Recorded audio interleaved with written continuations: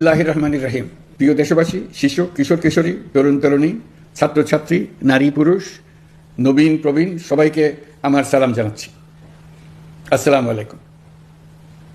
গত বছর আগস্ট মাসে জুলাই গণ অভ্যুত্থানের শক্তি বলে আমরা অন্তর্বর্তী সরকার গঠন করেছিলাম। এরপর আমরা এখন আমাদের মেয়াদে একটি অত্যন্ত গুরুত্বপূর্ণ সন্ধিক্ষণে উপনীত হয়েছে। আমাদের সরকারের উপর ন্যস্ত দায়িত্ব ছিল মূলত তিনটি: হত্যাকাণ্ডের বিচার করা, একটি জবাবদিহিমূলক ও কার্যকর গণতান্ত্রিক ব্যবস্থায় উত্তরণের জন্য প্রয়োজনীয় সংস্কারের আয়োজন করা এবং সুষ্ঠু নির্বাচনের মাধ্যমে নির্বাচিত সরকারের কাছে ক্ষমতা হস্তান্তর করা। আমরা জুলাই গণঅভ্যুত্থানকালে তৎকালীন ফ্যাসিস্ট সরকারের নির্দেশে সংগঠিত হত্যাকাণ্ডের বিচার কাজ এগিয়ে নিয়ে যাচ্ছে। এই বিচারের উদ্দেশ্যে গঠিত আন্তর্জাতিক অপরাধ ট্রাইব্যুনাল তাদের প্রথম রায় শীঘ্রই দিতে যাচ্ছে। ট্রাইব্যুনালে আরও কয়েকটি মামলার বিচার চূড়ান্ত পর্যায়ে রয়েছে। সাধারণ ফৌজদারি আদালতগুলোতেও জুলাই হত্যাকাণ্ড সম্পর্কিত কিছু বিচার কাজ শুরু হয়েছে। আমরা একই সাথে দেশের ইতিহাসে প্রথমবারের মতো গুমের মতো নৃশংস অপরাধের বিচার কাজ শুরু করেছে। আমি আনন্দের সঙ্গে আপনাদের জানাতে চাই যে সংস্কারের ক্ষেত্রেও আমরা ব্যাপক অগ্রগতি অর্জন করেছি। অন্তর্বর্তী সরকার নিজ উদ্যোগে বা বিভিন্ন সংস্কার কমিশনের প্রস্তাবের ভিত্তিতে অনেক গুরুত্বপূর্ণ সংস্কারের কাজ সম্পন্ন করেছে। কিছু প্রস্তাবিত সংস্কারের কাজ এখনও চলমান আছে। অধ্যাদেশের মাধ্যমে বা বিদ্যমান আইন সংশোধন করে বিচার বিভাগের স্বাধীনতা, বিচার ব্যবস্থাপনা, আর্থিক খাতে স্বচ্ছতা, প্রাতিষ্ঠানিক সক্ষমতা বৃদ্ধি, ডিজিটালাইজেশন সম্প্রসারণ ও দুর্নীতি প্রতিরোধে বিভিন্ন সংস্কার সম্পন্ন করা হয়েছে। ভবিষ্যতে সুশাসনের জন্য এসব সংস্কার বড় ভূমিকা রাখবে বলে আমরা মনে করি। আশা করি আগামী নির্বাচিত সরকার সংসদে আলাপ আলোচনার মাধ্যমে এইসব সংস্কার গ্রহণ করবে। আমাদের আরেকটি গুরু দায়িত্ব হচ্ছে সুষ্ঠু নির্বাচন অনুষ্ঠান। আমি ঘোষণা করেছি যে আগামী ফেব্রুয়ারির প্রথমার্ধে জাতীয় সংসদ নির্বাচন অনুষ্ঠিত হতে যাচ্ছে। এই নির্বাচন উৎসব মুখর, অংশগ্রহণমূলক ও সুষ্ঠুভাবে অনুষ্ঠানের জন্য আমরা সব প্রস্তুতি গ্রহণ করছি। আমাদের উপর অর্পিত দায়িত্ব আমরা সঠিকভাবে পালন করার জন্য সর্বাত্মক চেষ্টা করে যাচ্ছি।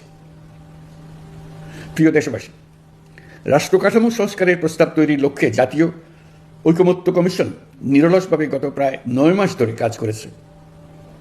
এই সময় কমিশন জুলাই গণঅভ্যুত্থানে অংশগ্রহণকারী রাজনৈতিক দলের প্রতিনিধিদের সঙ্গে দীর্ঘ আলাপ আলোচনা করেছে। অত্যন্ত সৌহার্দ্যপূর্ণ পরিবেশে ধৈর্য সহকারে রাজনৈতিক দলগুলো কমিশন কর্তৃক উত্থাপিত বিভিন্ন সংস্কার প্রস্তাব নিয়ে যুক্তিতর্ক উপস্থাপন করেছেন। মতের পার্থক্য থাকলেও তা কমিয়ে আনার চেষ্টা করেছেন। অনেক বিষয়ে ঐকমত্যে আসতে পেরেছেন। দেশবাসী সরাসরি সম্প্রচারের মাধ্যমে এই পুরো কার্যক্রম দেখতে পেরেছেন। এটি বাংলাদেশের রাজনীতির ক্ষেত্রে তো বটেই, পৃথিবীর অনেক দেশের জন্য এক অভূতপূর্ব ঘটনা। এটি ভবিষ্যৎ রাজনীতির জন্য আশাব্যঞ্জক। আমি ঐকমত্য কমিশনের সদস্যদের এবং রাজনৈতিক দলগুলোর নেতৃবৃন্দকে গণতান্ত্রিক চর্চার এই অসাধারণ আয়োজনকে সফল করার জন্য আবারও আন্তরিক ধন্যবাদ জানাচ্ছি। ঐকমত্য কমিশনের প্রণীত জুলাই সনদে সংবিধান বিষয়ক 30টি গুরুত্বপূর্ণ সংস্কার প্রস্তাবে রাজনৈতিক দলগুলোর মধ্যে ঐকমত্য তৈরি হয়েছে। এটি একটি ঐতিহাসিক অর্জন। কিছু প্রস্তাবে সামান্য ভিন্নমত আছে, বাকি অল্প কিছু প্রস্তাবে আপাতদৃষ্টে মনে হয় অনেক দূরত্ব আছে, যা গণতান্ত্রিক প্রক্রিয়ায় অস্বাভাবিক কিছু না। তবে খতিয়ে দেখলে দেখা যায় যে এইসব প্রস্তাবগুলোর ক্ষেত্রেও আসলে মতভিন্নতা খুব গভীর নয়। কেউ সংস্কারটা সংবিধানে করতে চেয়েছেন, কেউ আইনের মাধ্যমে করতে চেয়েছেন, কিন্তু সংস্কারের প্রয়োজনীয়তা, নীতি ও লক্ষ্য নিয়ে কারোর মধ্যে মতভেদ নেই।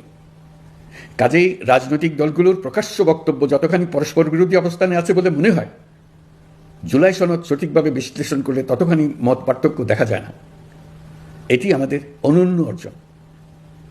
এতে জাতি এগিয়ে যেতে সাহসী হয়। এসব বিবেচনায় রেখে এবং রাজনৈতিক দলগুলো কর্তৃক স্বাক্ষরিত জুলাই সনদকে মূল দলিল হিসেবে ধরে নিয়ে অন্তর্বর্তী সরকার আজকের উপদেষ্টা মণ্ডলীর সভায় জুলাই জাতীয় সনদ সংবিধান সংস্কার বাস্তবায়ন আদেশ 2025 অনুমোদন করেছে। এটা বিরাট খবর। প্রয়োজনীয় স্বাক্ষর শেষে এটি ইতিমধ্যে গেজেট নোটিফিকেশন করার পর্যায়ে পৌঁছে গেছে। জুলাই সনদ বাস্তবায়নের লক্ষ্যে এই আদেশে আমরা গুরুত্বপূর্ণ কিছু বিধান গ্রহণ করেছি। এর মধ্যে রয়েছে সনদের সংবিধান বিষয়ক সংস্কার প্রস্তাবনার উপর গণভোট অনুষ্ঠান এবং পরবর্তী সময়ে সংবিধান সংস্কার পরিষদ গঠনের সিদ্ধান্ত। আমরা সকল বিষয় বিবেচনা করে সিদ্ধান্ত নিয়েছি যে আগামী জাতীয় সংসদ নির্বাচনের দিনেই গণভোটের আয়োজন করা হবে, অর্থাৎ জাতীয় নির্বাচনের মতো গণভোটও ফেব্রুয়ারির প্রথমার্ধে একই দিনে অনুষ্ঠিত হবে। এতে সংস্কারের লক্ষ্য কোনোভাবে বাধাগ্রস্ত হবে না। নির্বাচন আরও উৎসবমুখর ও সাশ্রয়ী হবে। গণভোট অনুষ্ঠানের লক্ষ্যে উপযুক্ত সময়ে প্রয়োজনীয় আইন প্রণয়ন করা হবে। জুলাই সনদের আলোকে আমরা গণভোটের ব্যালটে উপস্থাপনীয় প্রশ্নও নির্ধারণ করেছি। আমি প্রশ্নটি এখন আপনাদের সামনে পাঠ করে শোনাচ্ছি। প্রশ্নটি হবে এরকম: আপনি কি জুলাই জাতীয় সনদ সংবিধান সংস্কার বাস্তবায়ন আদেশ 2025 এবং জুলাই জাতীয় সনদের লিপিবদ্ধ সংবিধান সংস্কার সম্পর্কিত নিম্নলিখিত প্রস্তাবগুলোর প্রতি আপনার সম্মতি জ্ঞাপন করছেন? ক, নির্বাচনকালীন সময়ে তত্ত্বাবধায়ক সরকার, নির্বাচন কমিশন এবং অন্যান্য সাংবিধানিক প্রতিষ্ঠান জুলাই সনদে বর্ণিত প্রক্রিয়ার আলোকে গঠন করা হবে। খ, আগামী সংসদ হবে 2 কক্ষ বিশিষ্ট। জাতীয় সংসদ নির্বাচনে দলগুলোর প্রাপ্ত ভোটের অনুপাতে 100 জন সদস্য বিশিষ্ট একটি উচ্চকক্ষ গঠিত হবে এবং সংবিধান সংশোধন করতে হলে উচ্চকক্ষের সংখ্যাগরিষ্ঠ সদস্যের অনুমোদন দরকার হবে। গ, সংসদে নারীর প্রতিনিধি বৃদ্ধি, বিরোধী দল থেকে ডেপুটি স্পিকার ও সংসদীয় কমিটির সভাপতি নির্বাচন, প্রধানমন্ত্রীর মেয়াদ সীমিতকরণ, রাষ্ট্রপতির ক্ষমতা বৃদ্ধি, মৌলিক অধিকার সম্প্রসারণ, বিচার বিভাগের স্বাধীনতা ও স্থানীয় সরকার সহ বিভিন্ন বিষয়ে যে 30টি প্রস্তাবে জুলাই জাতীয় সনদে রাজনৈতিক দলগুলোর ঐকমত্য হয়েছে সেগুলো বাস্তবায়নে আগামী নির্বাচনে বিজয়ী দলগুলো বাধ্য থাকবে। ঘ, জুলাই সনদে বর্ণিত অন্যান্য সংস্কার রাজনৈতিক দলগুলোর প্রতিশ্রুতি অনুসারে বাস্তবায়ন করা হবে। গণভোটের দিন এই 4টি বিষয়ের উপর একটি মাত্র প্রশ্নে আপনি হ্যাঁ বা না ভোট দিয়ে আপনার মতামত জানাবেন। গণভোটের সংখ্যাগরিষ্ঠ ভোট হ্যাঁ সূচক হলে আগামী সংসদ নির্বাচনে নির্বাচিত প্রতিনিধি নিয়ে একটি সংবিধান সংস্কার পরিষদ গঠিত হবে। এই প্রতিনিধিগণ একই সাথে জাতীয় সংসদের সদস্য হিসেবে দায়িত্ব পালন করবেন। পরিষদ তার প্রথম অধিবেশন শুরুর তারিখ হতে 180 কার্যদিবসের মধ্যে সংবিধান সংস্কার করবে। সংবিধান সংস্কার সম্পন্ন হওয়ার পর 30 কার্যদিবসের মধ্যে সংসদ নির্বাচনে প্রাপ্ত ভোটের সংখ্যানুপাতে উচ্চকক্ষ গঠন করা হবে। এর মেয়াদ হবে নিম্নকক্ষের শেষ কার্যদিবস পর্যন্ত। জুলাই সনদ বাস্তবায়নের অঙ্গীকারনামা অনুসারে সংবিধানে জুলাই জাতীয় সনদ অন্তর্ভুক্ত করার ব্যবস্থা গ্রহণ করা হবে। এটিও আজকে অনুমোদিত আদেশে উল্লেখ করা হয়েছে। প্রিয় দেশবাসী, অভ্যুত্থানের পর দায়িত্ব গ্রহণ করে অর্থনীতিকে গভীর গহ্বর থেকে উদ্ধার করা ছিল আমাদের জন্য একটা বিরাট চ্যালেঞ্জ। গত 15 মাসে আমরা সেই চ্যালেঞ্জ উতরাতে সক্ষম হয়েছে। রপ্তানি, বৈদেশিক বিনিয়োগ ও রিজার্ভ সহ অর্থনীতির সবগুলো সূচকে দেশ ইতিবাচক ধারায় ফিরেছে। লুট হয়ে যাওয়া ব্যাংকিং খাত ইতিমধ্যেই ঘুরে দাঁড়িয়েছে। মানুষের আস্থা ফিরে এসছে। ব্যাংকিং খাতকে আরও শক্তিশালী করতে নানামুখী পদক্ষেপ চলমান রয়েছে। অভ্যুত্থান পরবর্তী সময়ে বিভিন্ন দেশের বৈদেশিক বিনিয়োগ হ্রাস পেলেও বাংলাদেশে গণ অভ্যুত্থান পরবর্তী প্রথম বছরে বৈদেশিক প্রত্যক্ষ বিনিয়োগ অর্থাৎ এফডিআই 19.13% বৃদ্ধি পেয়েছে। এটি বৈশ্বিক প্রবণতার বিপরীতে এক অনন্য অর্থনৈতিক দৃষ্টান্ত স্থাপন করেছে। আগামী সপ্তাহে ডেনমার্ক ভিত্তিক মায়ার্স গ্রুপের মালিকানাধীন এপিএম টার্মিনালস বিভি এর সঙ্গে লালদিয়া কন্টেইনার টার্মিনাল প্রকল্পে 30 বছরের কনসেশন চুক্তি স্বাক্ষর হতে যাচ্ছে। এই চুক্তির আওতায় ইউরোপীয় এই কোম্পানি $550 মিলিয়ন বিনিয়োগ করবে। এটি এই যাবৎকালে বাংলাদেশে ইউরোপের সর্বোচ্চ একক বিনিয়োগ। লালদিয়া হবে দেশের প্রথম বিশ্বমানের গ্রিন পোর্ট। প্রিয় দেশবাসী, প্রায় 1.5 যুগ ধরে আমাদের জনগণ ভোটাধিকার থেকে বঞ্চিত ছিলেন। তারা আজ আসন্ন নির্বাচনে তাদের ভোটাধিকার প্রয়োগ করার জন্য উন্মুখ হয়ে আছেন।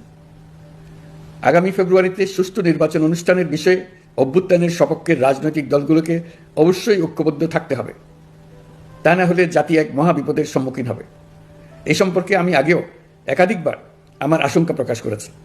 ফেসিবাদের বিরুদ্ধে 2024 জুলাইয়ে মৃত্যুর মুখোমুখি শির উঁচু করে দাঁড়িয়ে দেশবাসী যে ঐক্য গড়ে তুলেছিল, আমরা জীবিতরা যেন অল্প স্বল্প ভিন্নমত ও লঘু বিবাদে জড়িয়ে তার মর্যাদা ক্ষুণ্ণ না করি। 133 শিশু, শত শত তরুণ তরুণী, নারী পুরুষের মৃত্যু, হাজার হাজার মানুষের অঙ্গহানির যে আত্মত্যাগ, সেটিকে আমাদের সম্মান জানাতেই হবে। দেশের আপামর জনগণ সামান্য যা চায় তা হচ্ছে এই অগণিত